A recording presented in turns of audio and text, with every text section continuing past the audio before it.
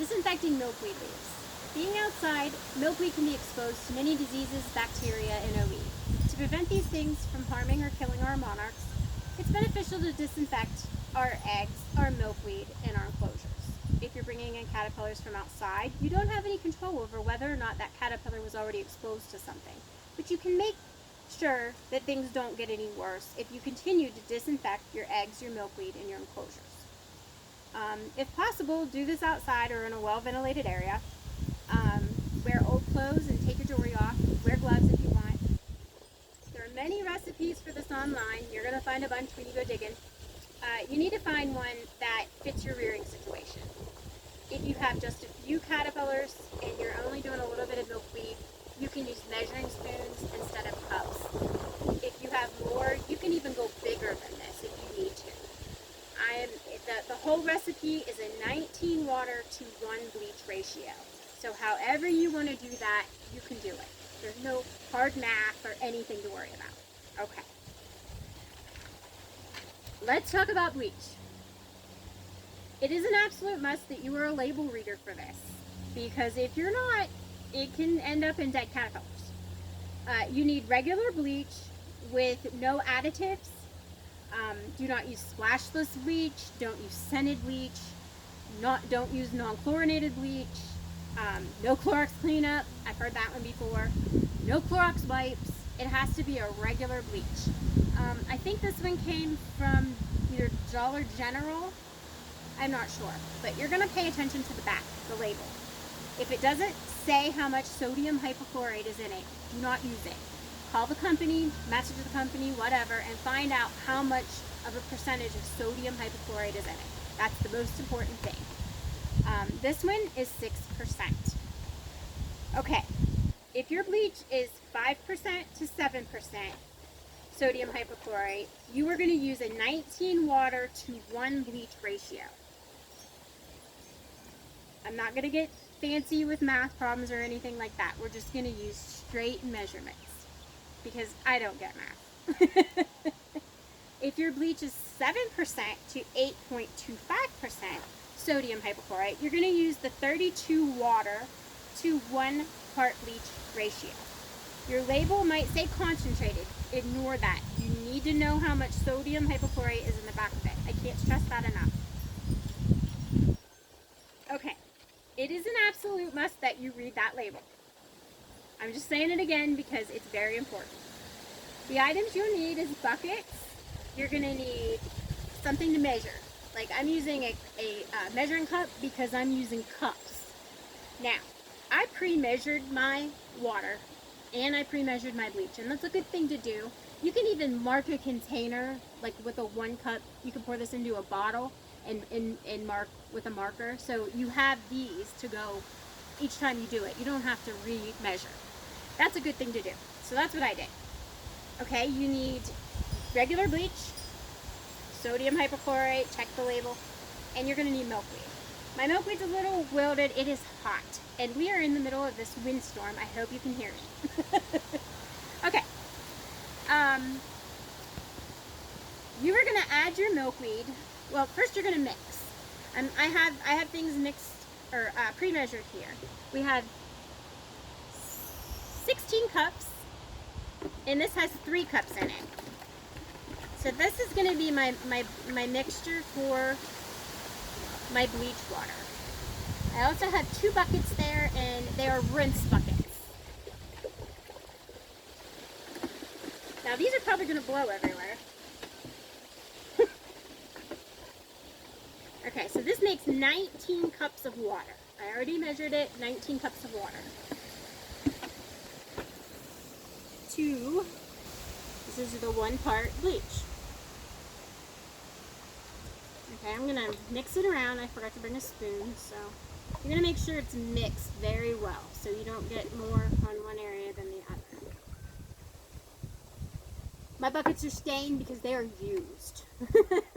Okay, you're gonna take your milkweed. Let's do 2 pieces. Okay, you're gonna make sure you check it for eggs, babies.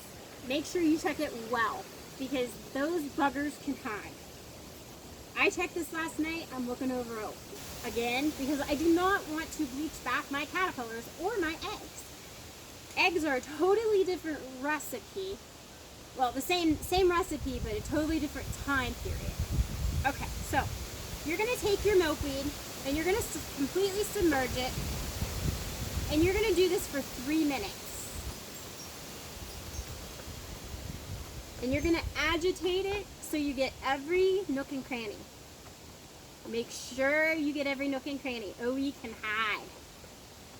And OE is nasty. If you've had it, it is terrible.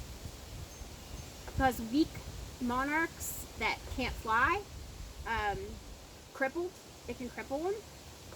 You do not want OE.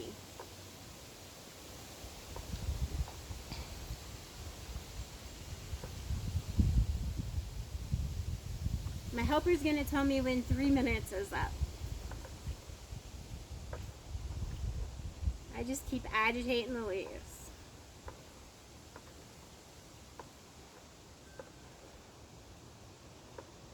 If you're doing just single leaves, then you can just put your single leaves in and agitate those.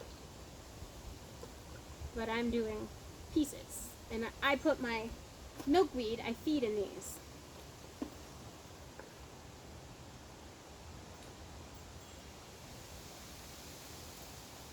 If you're in a high OE area, this is very, very, very important. It is a must if you're in a high OE area. Up here, they say we're about 8% of our monarchs have it.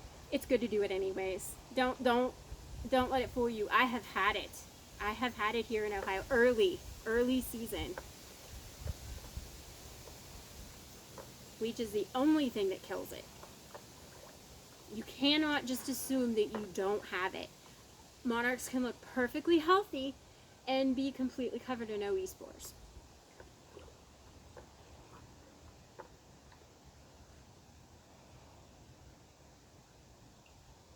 Just kind of shimmying them around.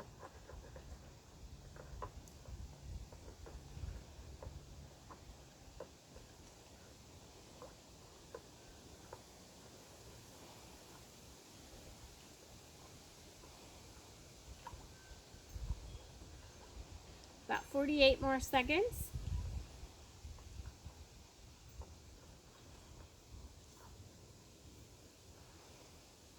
You could do a whole bucket of leaves if you wanted to and just swirl them around in here.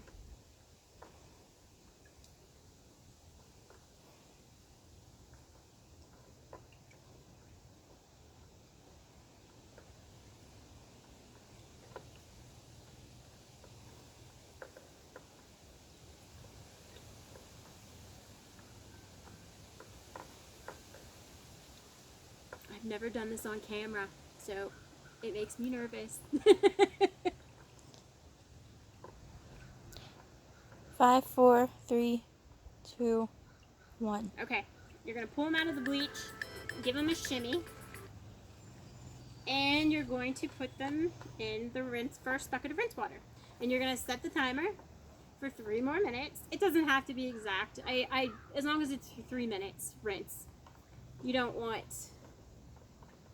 to just do a couple minutes and not rinse it good enough. I'm going to do 3 each time, just so I can show you the proper way to do things. Make sure you agitate so you get the bleach out of the nooks and crannies. Common holds up really well.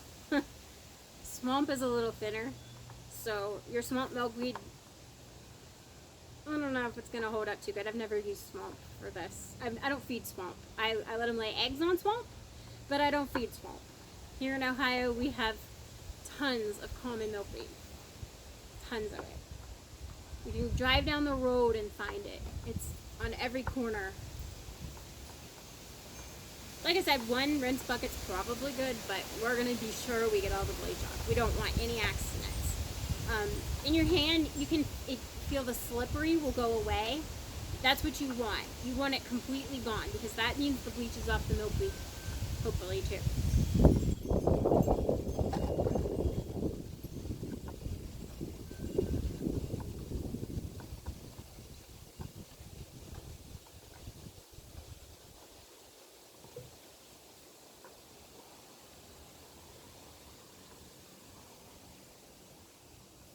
could use 5-gallon buckets if you had a ton to feed.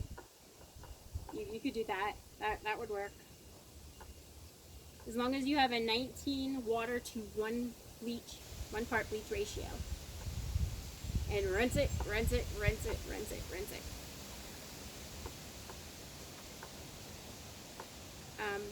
If I bring in caterpillars from outside, if I do, bleach the milkweed. Because if they don't have, OE, you might prevent them from getting it. There's a possibility they could.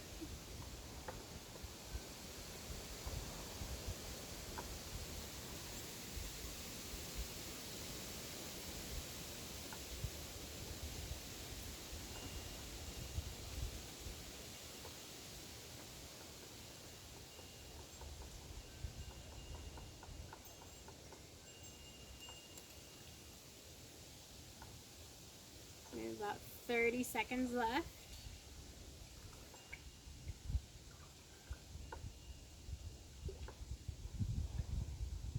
So get any bugs off too.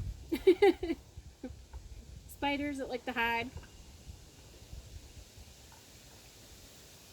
Aphids. Ugh, I hate aphids.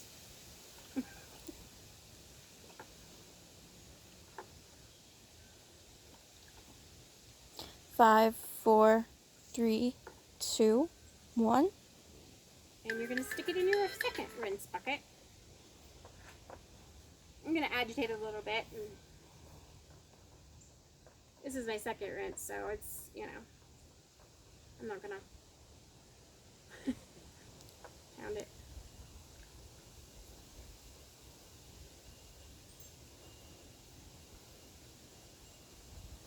I fill these up with water, and I recut the ends of the milkweed.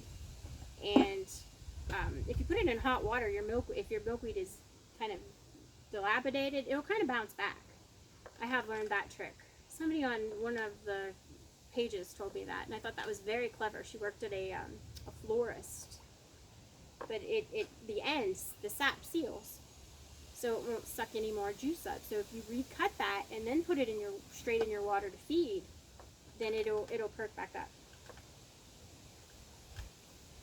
Pick your milkweed late evening when the sun goes down, or very early morning for best results. I find when I pick it in the heat of the day, it just droops so quick, so quick.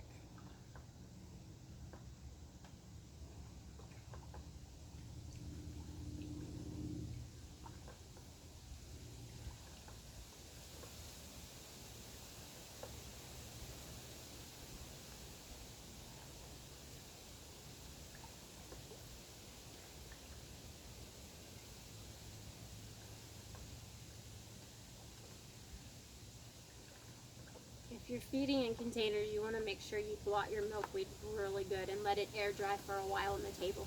You can even cover it up with a paper towel so it doesn't get any more contaminants in it if you're working with other milkweed.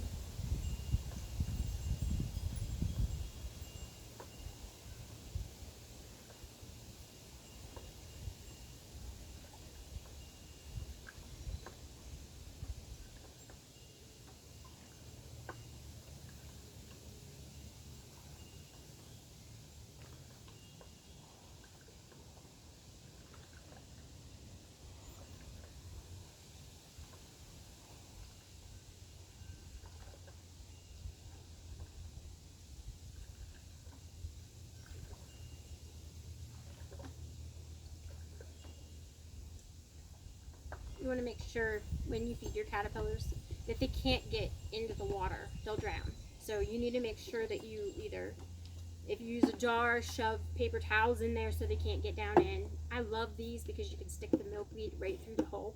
It's so good. And I drink iced coffee, so you just save them. Who doesn't love Dunkin'?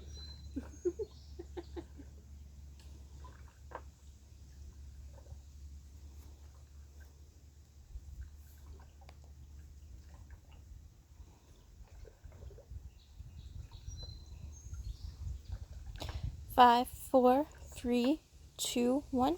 Okay, when I'm done, I want to shake it out. It's best to do it outside because you can get a lot of water off by shaking it. And then you're going to put it somewhere and let it dry. I put it in these and let it dry before I feed it. This feeds very well.